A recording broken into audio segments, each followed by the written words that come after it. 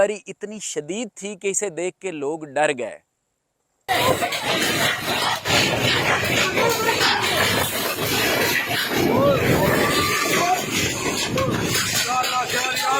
गेंद की तरह उड़ उड़ के जा रहे थे।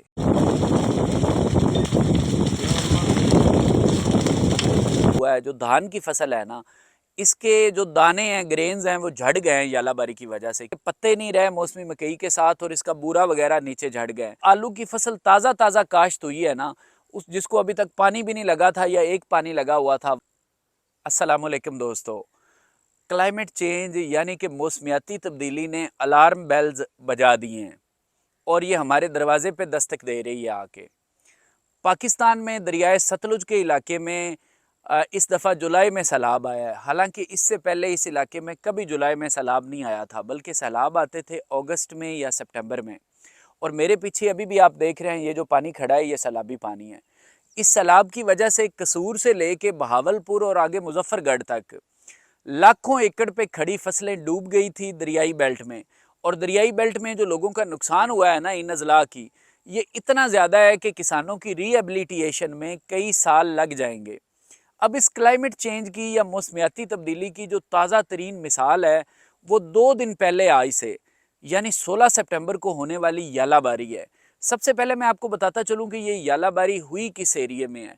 ज़िला उकाड़ा की आगे तहसील है दीपालपुर और उसका आगे एक शहर है बसीरपुर।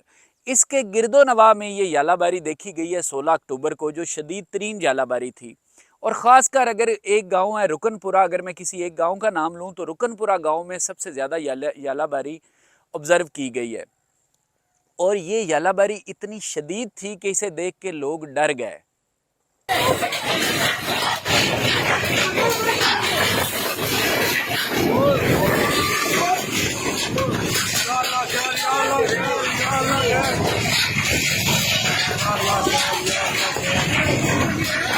मैंने यालाबारी की वीडियो लगाई थी तो मेरे एक दोस्त ने कमेंट किया, उन्होंने कहा कि ये यालाबारी कम और गोलाबारी ज़्यादा लग रही है। तो बिल्कुल आप अगर इसे देखें तो जो ओले थे ना, ये ज़मीन पे जब गिर रहे थे, एक तो साइज़ ज़्यादा था, तो गेंद की तरह उड़ उड़ के जा रहे थे।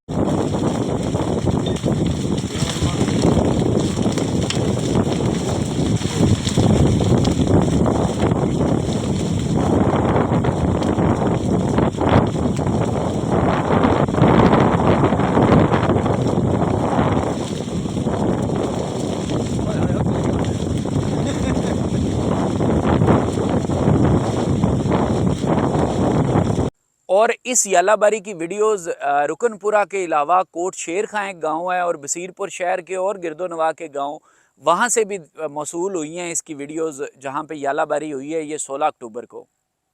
अब इतनी जो शदीद यालाबारी हुई है, इसकी वजह से साफ ज़ाहिर है नुकसानात भी हुए हैं और किसान अभी जो हैं वो शिकार हैं इस यालाबारी का। 4 बड़े नुकसानात हुए हैं 4 फसलों के इस यालाबारी की वजह से, ये जो शदीद यालाबारी हुई है बसीरपुर के गिरदोनवा में। सबसे पहला नुकसान मूंजी की फसल को हुआ है। जो धान की फसल है ना, इसके जो दाने हैं, ग्रेन्स हैं, वो झड़ गए हैं यालाबारी की वजह से, क्योंकि बहुत मोटे थे ओले। तो जब ओले पड़े हैं तो ये जो ग्रेन्स हैं या दाने हैं, ये नीचे गिर गए हैं। और कम से कम 1 एकड़ का अगर मैं तखमीना लगाऊं तो 10 से 12 मन का मूंजी के 1 एकड़ को नुकसान हुआ है। उसके बाद दूसरा नुकसान मकई की फसल को हुआ है, जो मौसमी मकई लगी हुई है। इसका भी यही हाल हुआ है कि इसके पत्ते नहीं रहे मौसमी मकई के साथ और इसका बूरा वगैरह नीचे झड़ गए। और बिल्कुल मकई को देखें तो पता चलता है कि उसके पत्ते ख़त्म हो गए हैं। तीसरा नुकसान चारे को हुआ है। जो चारे की फसल थी, खासकर जवार और बाजरे वगैरह की फसल, इसका बहुत ज़्यादा नुकसान हुआ है इस यालाबारी की वजह से। तो चारा बहुत ज़्यादा मुतासर हुआ है। और चौथा नुकसान जो हुआ है, जो आलू की फसल अभी ताज़ा ताज़ा काश्त हुई है इन इलाकों में, क्योंकि तहसील दीपालपुर आलू का गढ़ है जहाँ पे सबसे ज़्यादा आलू लगता है।